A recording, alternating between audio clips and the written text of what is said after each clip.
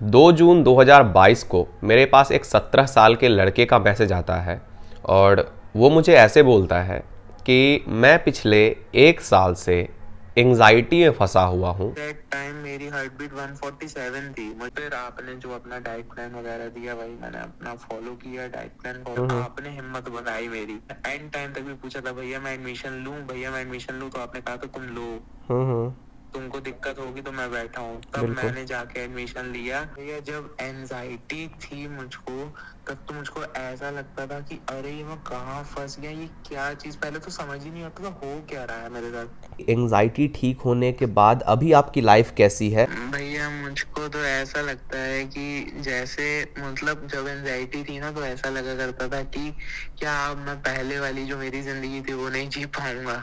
ऐसा क्वेश्चन आते थे कि क्या यार मैं पहले कितना अच्छा जीता था, अब नहीं वैसे जी पाऊंगा कभी। तो ऐसा अब लगता है जब मेरी ठीक हो गई कि यार कोई बड़ी बात नहीं थी, उल्टा जैसे मैं पहले जीता था उसका मैं 200% इम्प्रूव होकर और बाहर निकला हूँ। चलो बहुत खुशी की 2 जून 2022 को मेरे पास एक 17 साल के लड़के का मैसेज आता है और वो मुझे ऐसे बोलता है कि मैं पिछले 1 साल से एंग्जाइटी में फंसा हुआ हूँ। मतलब मान के चलो कि उनकी एंग्जाइटी जो है वो स्टार्ट हो गई थी 16 साल से, मतलब इतने कम एज में।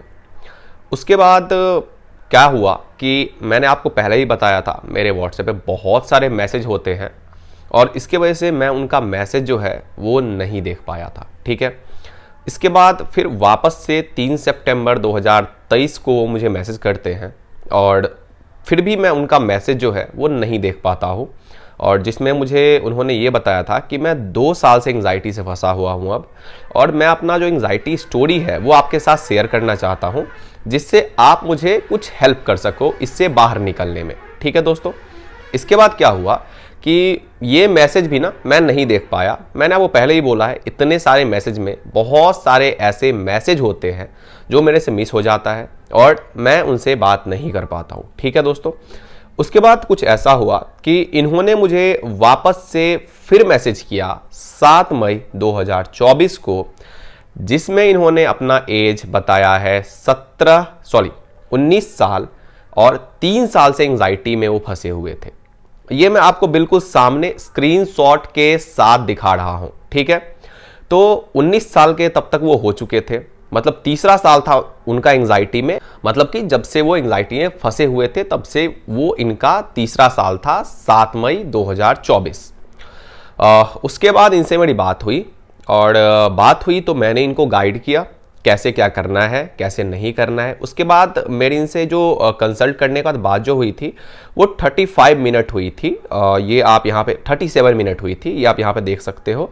मैं यहाँ पे स्क्रीनशॉट लगा देता हूँ, आप सारा कुछ वीडियो को रोक के डेट के साथ देख सकते हो। और जिनके पास थोड़ा टाइम है मैं रिक्वेस्ट करूंगा उनसे ये पूरा सुनना आप रिकॉर्डिंग इनका, जो मैं अभी बात करने वाला हूं उसके बाद मैं 1-2 मिनट आपके साथ बात करूंगा। ठीक है, अब देखो ये इन्होंने प्रॉपर तरीके से सारा कुछ फॉलो किया। ठीक है, एक टाइम ऐसा भी था जब इनसे मेरी बात हुई थी कि लास्ट के कुछ घंटे इनके पास बचे थे जब इनका एडमिशन होने वाला था, और उसी दिन लास्ट डेट था एडमिशन होने का इनके कॉलेज का, और इनका कॉलेज जो था ना इनके घर से बहुत दूर था। और इन्होंने मेरे से ये पूछा था कि आनंद भाई एक बात बताओ कि क्या मैं एडमिशन करवाऊं या फिर नहीं करवाऊं।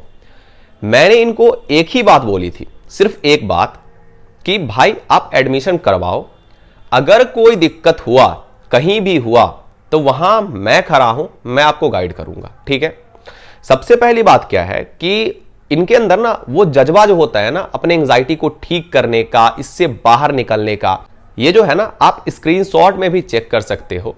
जब ये भाई ने मुझे ऐसे बोला था कि अब मैं इसमें नहीं रह सकता, मुझे इससे निकलने का रास्ता बताओ, मैंने इनको रास्ता बताया, इन्होंने उसको फॉलो किया और आज ये इससे बाहर है। अभी कुछ दिन पहले की एक चैट है, मैं आपको दिखाता हूँ यहाँ पे। जब मैंने इनसे पूछा था कि क्या हम लोग एक स्टोरी बना सकते हैं आपके रिकवरी स्टोरी पे, तो फिर इन्होंने मुझे क्या बोला था कि मतलब सबसे पहले मैंने पूछा था इनसे कि कैसे हो आप, तो उन्होंने बोला था कि बढ़िया भाई, ऑल थैंक्स टू यू।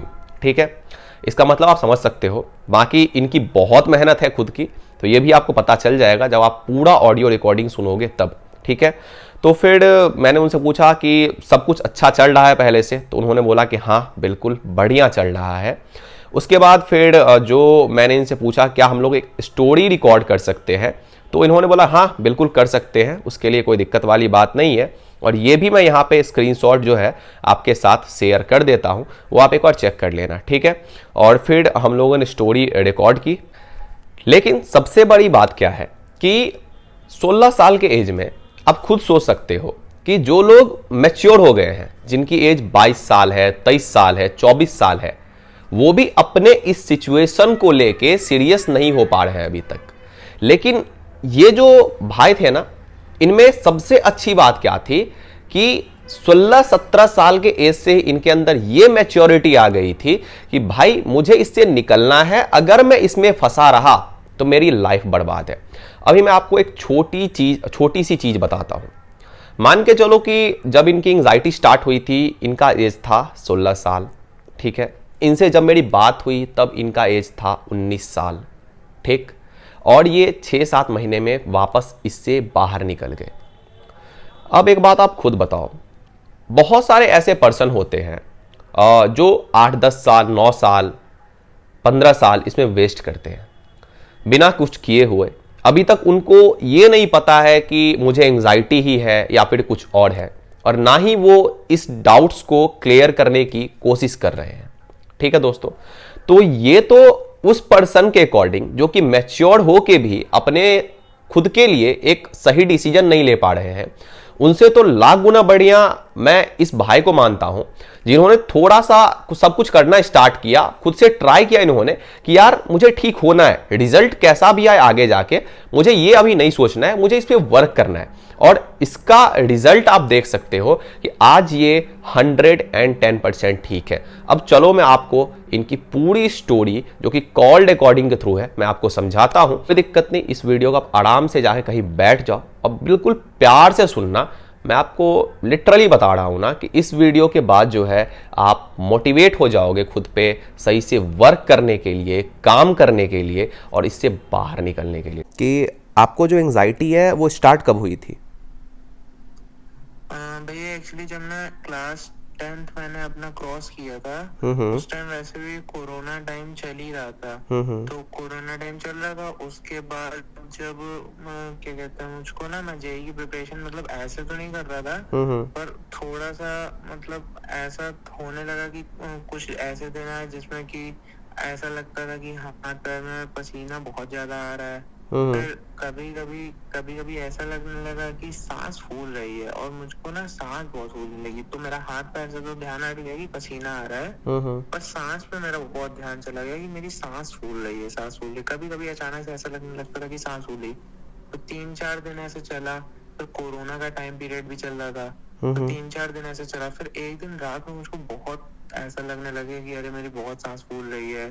तो अब तो मुझको एग्जैक्ट ध्यान में नहीं है क्योंकि अब तो बहुत टाइम हो गया उसको। पर ऐसा कुछ हुआ था कि अगले दिन फिर मैंने वो अपने घर वालों को बताया कि मुझको ऐसी दिक्कत हो रही। तो मैंने डॉक्टर को दिखवाया, तो उन्होंने कहा कुछ बड़ी बात नहीं है, पर उन्होंने मेरा बीपी नापा, बीपी थोड़ा सा हाई था। इन द सेंस इतना हाई नहीं था बट ठीक था। तो उन्होंने कहा कि कोई प्रॉब्लम नहीं है, आप जा सकते हो। तो उन्होंने बस 2-3 टैबलेट्स देके छोड़ दिया। तो फिर अगले दिन, उसके अगले दिन मुझको इतना तगड़ा पैनिक अटैक आया। दोपहर की बात है, इतना तगड़ा पैनिक अटैक आया कि मैं परेशान हो गया। मतलब मेरी हार्ट बीट ऐसे बिल्कुल धम धम धम धम बहुत तेज चलती जाए, मुझे समझ नहीं आया करूं क्या। और वहीं पे मेरी मम्मी बैठी थी, तो मैंने रोना चालू कर दिया कि मैं क्या हो रहा है, कि समझ नहीं आ रहा क्या चल रहा है। तो तुरंत मेरे फादर और मेरे भैया ने मुझको दिखवाया उधर, क्या कहते हैं, एक कार्डियोलॉजिस्ट के पास। तो उन्होंने जब देखा तो उन्होंने कहा कि मतलब एट दैट टाइम मेरी हार्ट बीट 147 थी। मुझे अभी भी अच्छे से ध्यान है, हार्ट बीट 147 थी। तो उन्होंने मुझको ऐसा कहा कि अरे इस उम्र में ऐसी कुछ, उन्होंने ऐसा कुछ तो बोला कि अरे इतनी छोटी सी उम्र में ऐसी दिक्कत और ये वो। तो उससे मैं और घबरा गया। तो मुझको ये चीज थोड़ी उस टाइम अकर गई थी। ये डॉक्टर होके उनको इतनी नॉलेज होनी चाहिए कि किसके सामने, किस पेशेंट के सामने क्या बोलना है क्या नहीं बोलना है।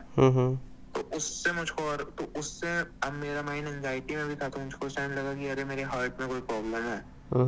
तो वहां से पूरा उस दिन के बाद से पूरा मेरा फोकस मेरे हार्ट पे चला गया कि मुझे हार्ट की कोई दिक्कत है और ऐसा ऐसा है। और उन्होंने एक सिमिलरली एक दवाई भी दी थी, तो वो उन्होंने कहा था हर दिन लेना। तो अब वो जब ली तो मतलब मेरा डर अंदर अंदर बना ही हुआ था, कार्डियोफोबिया बना ही हुआ था, पर मैं जैसे जैसे जिंदगी मतलब चल रही थी, जैसे जैसे घिस रहा था अपने आप को, तो उसमें मतलब धीरे धीरे करके 1 महीना ऐसा बीत गया। तो 1 महीने बाद मुझको बिल्कुल ही किसी चीज में खुशी नहीं होने लगी, मुझको हर चीज से डर सा लगने लग गया कि अरे मैं यहाँ जाऊंगा तो मुझको डर लगेगा, तो मेरी हार्ट बीट तेज हो जाएगी, मुझे हार्ट की वैसे कोई दिक्कत है, ऐसे मतलब कार्डियोफोबिया टाइप्स का। तो मैंने बिल्कुल बाहर का खाना भी बंद हो गया, हर चीज मतलब जितनी चीजों से आपको हार्ट की प्रॉब्लम होती है ना, वो सब चीजें बंद हो गई। कॉफी, टी, हर एक इंक्लूडिंग हर एक चीज बंद हो गई, इवन तेज चलना भी बंद, एक्सरसाइज भी बंद, हर चीज बंद। तो उसके बाद फिर क्या हुआ कि एक दिन फिर अचानक से मुझको मतलब पैनिक अटैक ऐसा नहीं है, पहले नहीं आया, पर उसमें बीच में आया, तो इतना तगड़ा नहीं आया मुझको। फिर उस दिन लगभग 1 महीने बाद की बात है, जाना उससे पहले की बात होगी, कि मुझको फिर पैनिक अटैक आया। तो मैं फिर भागते भागते उनके डॉक्टर के पास गया, तो फिर मुझे उन्होंने इंजेक्शन देके घर वापस भेज दिया कि कुछ नहीं है। फिर नेक्स्ट डे फिर पैनिक अटैक आया, फिर उनके पास गया, फिर इंजेक्शन दिया उन्होंने। तो फिर वो पापा को लगा कि नहीं इसको कोई दिक्कत है, ये चीज सही नहीं है, इसको कहीं ढंग की जगह और दिखवाया जाए। तो उन्होंने एक डॉक्टर को दूसरे को दिखाया। तो उनके पास जब मैं गया तो उन्होंने मेरा ईसीजी किया, तो मैंने उनको यही कहा कि मुझको हार्ट की कोई दिक्कत हो गई है और मुझको नहीं समझ में आ रहा है। तो उन्होंने मेरा ईसीजी करवाया। ईसीजी देखते ही वो बड़े डॉक्टर थे, तो उन्होंने बता दिया कि नहीं इसको कोई प्रॉब्लम नहीं है हार्ट की, बस इसको एंजाइटी है। वहां से मुझको पता चला, मतलब वहां से भी इतना क्लियर नहीं हुआ अभी मुझको कि एंजाइटी क्या होती है।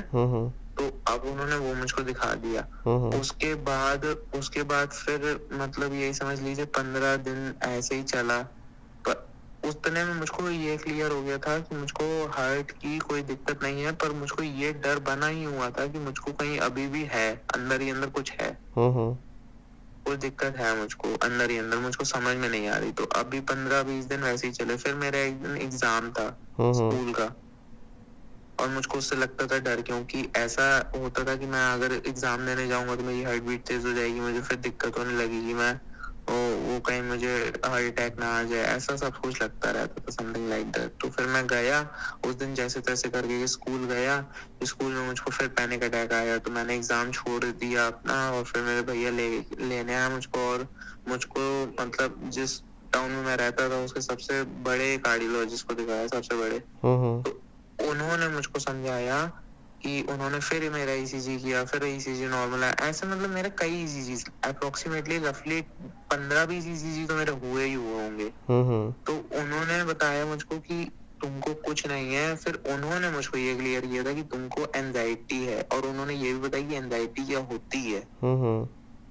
तब मेरा दिमाग खुला था कि एंजाइटी क्या चीज होती है। और उसके बाद मैंने जब एंजाइटी सर्च किया था, तो मतलब गूगलिंग तो बहुत करते ही हो आप उस टाइम पे, तो जब मैंने एंजाइटी सर्च किया था तो लकीली मुझको आनंद भैया की वीडियो आपकी मिल गई थी भैया। तो उस टाइम क्या हुआ था ना कि लगभग 6 मंथ्स लगभग हो चुके थे।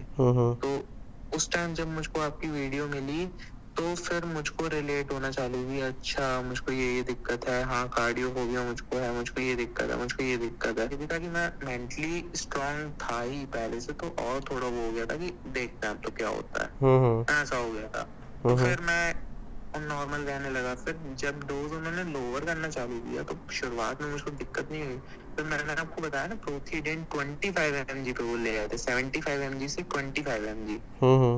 तो तब मुझको दिक्कत होना चालू हो गई फिर से, मतलब मुझको वो तो दिक्कत नहीं हुई, मुझको वो तो दिक्कत नहीं हुई कार्डियोफोबिया। मुझको क्या होता ना कि जैसे मैं स्कूल जाऊं, मतलब क्या था ना कि जैसे जब मुझको कार्डियोफोबिया था तब मैं स्कूल जाने से डरता था, कोचिंग जाने से डरता था, और कुछ कुछ चीजों से और डरता था। तो उन चीजों का डर मेरा अभी भी बना ही रहा, जिसको अग्रोफोबिया भी बोलते हैं, कि मतलब बाहर जाने से या इन सब चीजों से डर लगना। मुझको स्कूल जाने से और मुझको कोचिंग जाने से, और क्या कहते हैं कि जैसे रनिंग करने से, जिसमें हार्ट बीट फास्ट हो जाती, उससे डर बन गया था मुझको।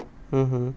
मुझको उस चीज से डर बन गया था। तो फिर वही हुआ कि एक साल वो मेरा, मतलब एक साल तो एक तरीके से मैं कहूंगा कि मैंने जैसे तैसे करके अपना 12th निकाल दिया इन्हीं सब चीजों को भी, मतलब उनके बाद से उन्होंने मुझको बताया कि तुमको साइकोलॉजिस्ट की नीड है, तो उनके पास जाओ। जब मेरा इनसे भी ठीक नहीं हुआ तो मैं साइकोलॉजिस्ट के पास गया।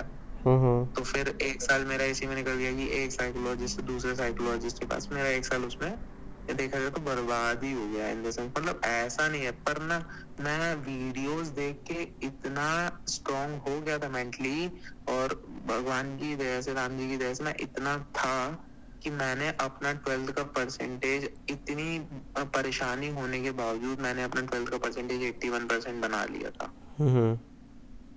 तो मैंने, मतलब मेरी ऐसी हालत थी कि मैं रोते रोते एग्जाम देने जाता था। मैं रोते रोते एग्जाम देने जाता था क्योंकि मुझको बहुत डर लगता था। वहां पे बहुत पैनिक अटैक आता था मुझको, मतलब ऐसा लगता था कि आ जाएगा यहाँ, ऐसे मुझको बहुत दिक्कत होती थी। तो मैं ना लिखता था, जैसे करके भी लिखता था।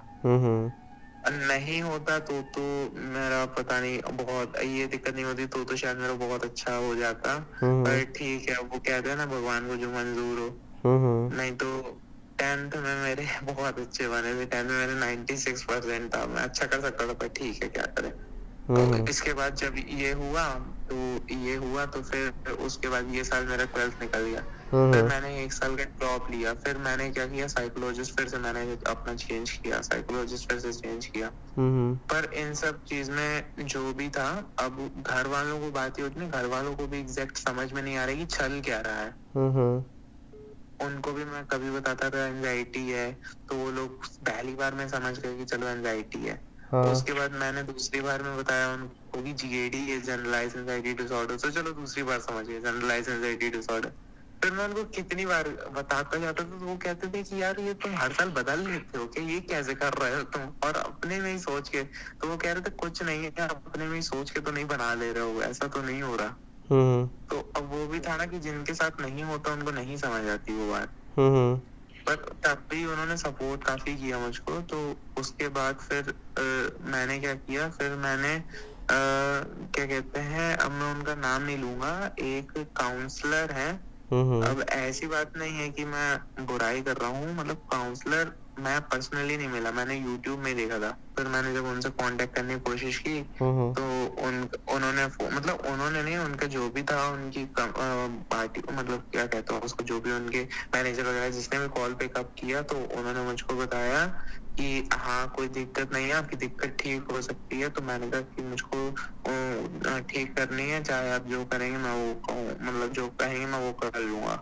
तो उन्होंने कहा मुझको कि अपना चल रहा था, आई थिंक सो फरवरी चल रहा था।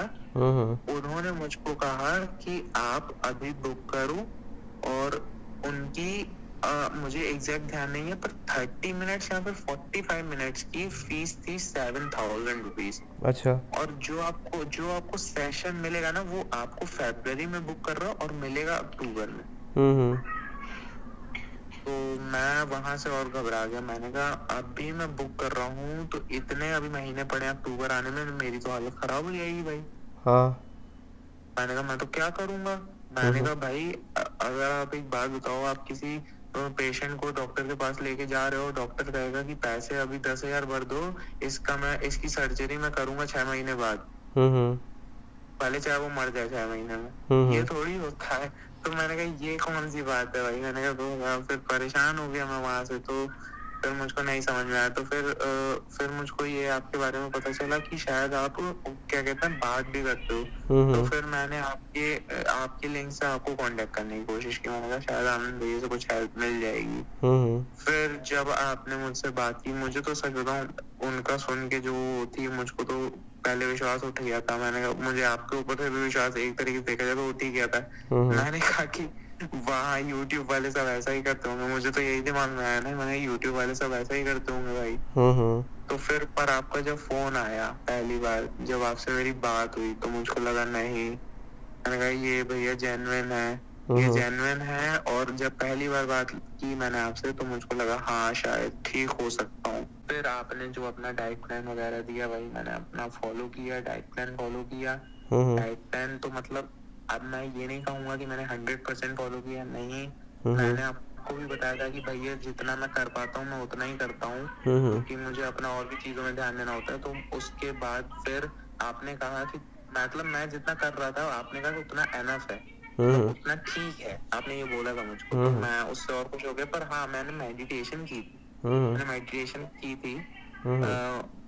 तो वो मैंने किया। उसके बाद फिर धीरे धीरे करके फिर ना एक चीज और इसमें बहुत हेल्पफुल होती है कि आपका माइंडसेट कब चेंज हो रहा है। तो अब उसमें क्या हुआ ना, मेरा माइंडसेट क्या, मुझको फिर जाना था बाहर पढ़ने हॉस्टल, और ये मुझको ना 2 साल से खटक रहा था कि यार मुझको पढ़ने बाहर जाना था, और इस चीज की वजह से मैं बाहर नहीं जा पाऊंगा। फिर धीरे धीरे अचानक से, जबकि मैं वहीं एडमिशन ले चुका था अपने होम टाउन में, कि मुझे एंजाइटी है, मैं बाहर नहीं जा सकता। फिर आपने हिम्मत बनाई मेरी।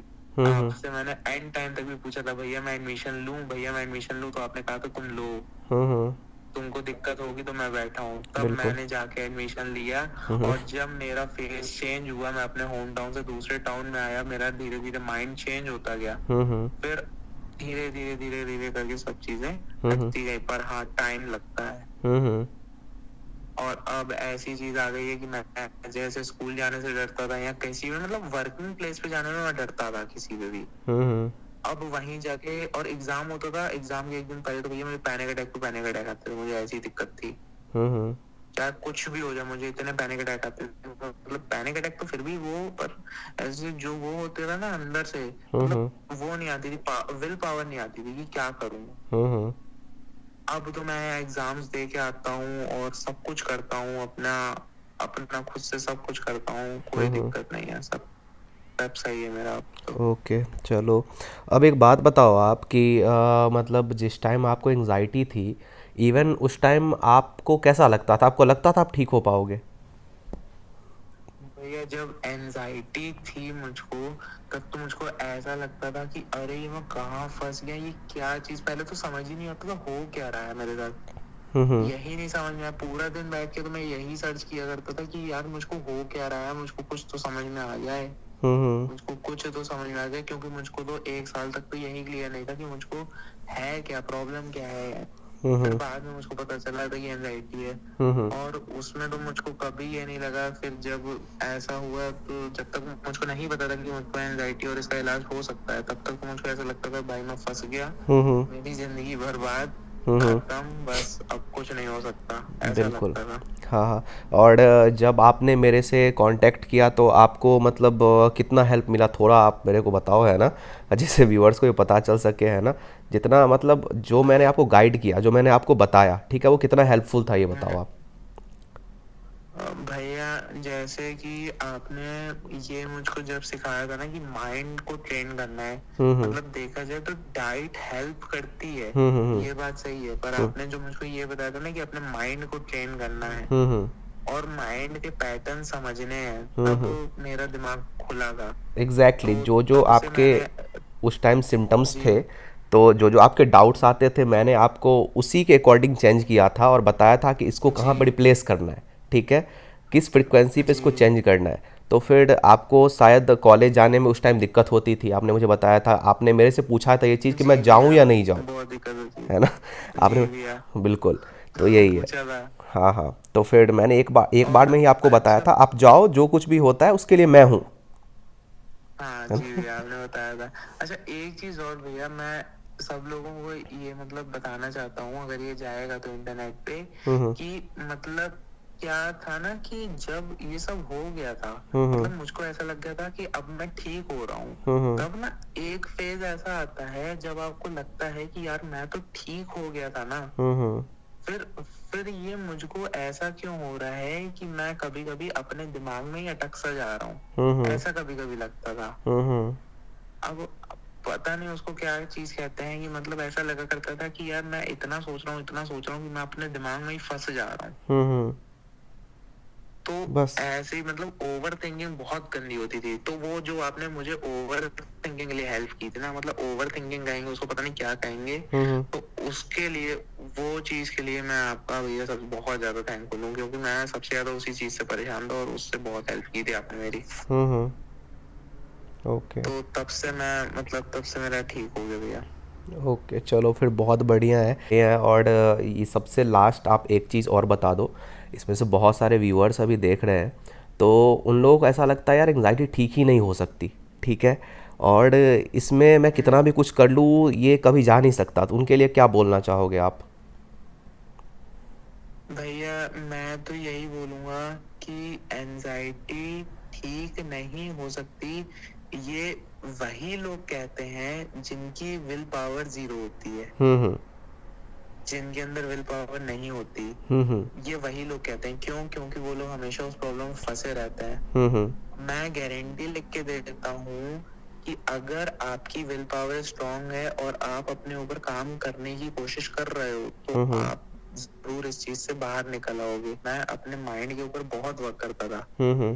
कि ये ऐसे सोचना है, वो वैसे करना है, ये ऐसे करना है, वो वैसे करना है। हम्म। और इससे बाहर निकलने के लिए सबसे बड़ी चीज है कि खुद के माइंड को चैलेंज करो आप। हम्म। जैसे मुझको फॉर एग्जाम्पल मुझको डर लगता है किसी चीज से, जैसे मुझको डर लगता है कि अरे मुझको कहीं हार्ट अटैक ना आ जाए। जैसे हार्ट अटैक का डर में ना आप क्या करते हो कि आप जैसे स्टेयर्स क्लाइंब करते हो ना, मतलब सीढ़ी चढ़ते हो, तो आपको सीढ़ी चढ़ने में डर लगता है कि मेरी सांस फूलेगी। हम्म। तो जितना आपको डर लग रहा है ना जिस चीज से, अब स्पेसिफिक एक डर नहीं होता कि सीढ़ी चढ़ने का डर, आपको जो भी हो सकता है, कुछ भी डर हो सकता है। तो बिल्कुल। जिस चीज से डर लग रहा हो वो करो आप, हम्म। और आपको कुछ भी नहीं होगा। ये बिल्कुल। चीज होती है। और एक चीज़ और कि अभी आप एक चीज़ और बता दो कि एंजाइटी ठीक होने के बाद अभी आपकी लाइफ कैसी है, और आपको अभी कैसा फील होता है, पहले से बेटर लाइफ है, और अभी क्या आपका मतलब एक्सपीरियंस है अभी को लेके, एंजाइटी ठीक होने के बाद को लेके? भैया मुझको तो ऐसा लगता है कि जैसे मतलब जब एंजाइटी थी ना तो ऐसा लगा करता था कि क्या अब मैं पहले वाली जो मेरी जिंदगी थी वो नहीं जी पाऊंगा। हम्म। ऐसा क्वेश्चन आते थे कि हम्म। क्या यार मैं पहले कितना अच्छा जीता था, अब नहीं वैसे जी पाऊंगा कभी। हम्म। तो ऐसा अब लगता है जब मेरी ठीक हो गई कि यार कोई बड़ी बात नहीं थी। उल्टा जैसे मैं पहले जीता था उसका मैं 200% इम्प्रूव होकर और बाहर निकला हूँ। चलो बहुत खुशी की बात है ना? अब आ, ऐसा है कि मैं बहुत मतलब अपना माइंड भी, अब तो ऐसा है कि मान लीजिए मेरे ऊपर कोई बात आएगी ना हम्म। तो मैं उसको भी टैकल कर लूंगा इसकी हेल्प से। ये अच्छा, ये ऐसी चीज है तो इसमें ऐसा रिएक्ट करना है, ऐसे हम्म। बदल सकता है। बिल्कुल। तो वो और अच्छी चीज होती है। चलो बहुत खुशी की बात है, आप ठीक हो गए, आपको कॉन्ग्रेचुलेसन एक बार मेरे तरफ से, है ना, एक न्यू लाइफ के थैंक यू लिए, भैया, थैंक यू सो है मच। ना। और बाकी सारी आपकी मेहनत है, ठीक है, और कुछ नहीं है बस। और बाकी जैसे आप निकल गए, उम्मीद है कि जो लोग ये वीडियोस को देख रहे हैं ना, जो मैं रिकवरी स्टोरीज़ बनाता हूँ, और आपका भी ये जो स्टोरी है जी वो लेके वो इंस्पायर होंगे, और ज़रूर एक दिन वो भी निकलेंगे एंग्जाइटी से,